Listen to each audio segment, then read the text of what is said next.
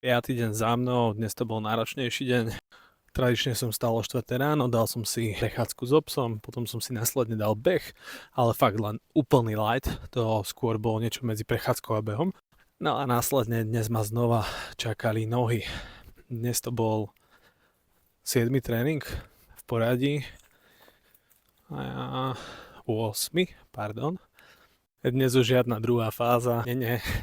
Toto už druhú fázu by som nevládal, takže musím to prispôsobiť a dnes som trénoval o pol hodiny skôr ako bežne.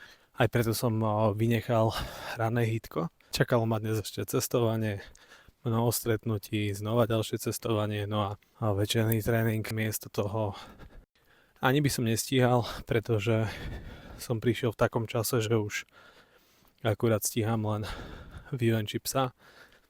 No a natočiť video. Ráno som nestihol ani ľadovú sprchu, takže je to také ako keď si niečo naplánujete, tak dosť často to treba meniť.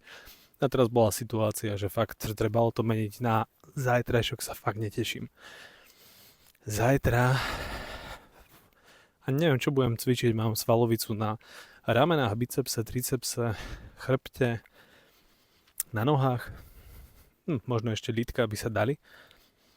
No a brucho, to je rozbité na kompletku, takže zajtra možno iba taký regeneračný tréning, fakt, že dáke naťahovačky. Stretching ja z duše neznášam, opravím sa.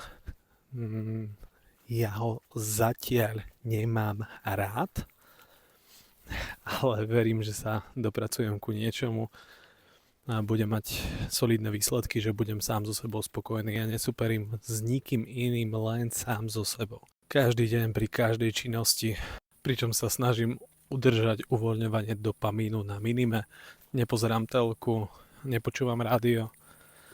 Dobre, podcasty to je niečo iné, ale aj to dokáže uvoľňovať dopamín, takže ani s týmto nepreháňam, no a postupne sa takto posúvam. Takže sledujte moju cestu a uvidíte, kde sa po malých krôčikoch, nestačí 1%, kde sa posuniem. 1% každý deň vám zrobí za rok kumulatívne 37.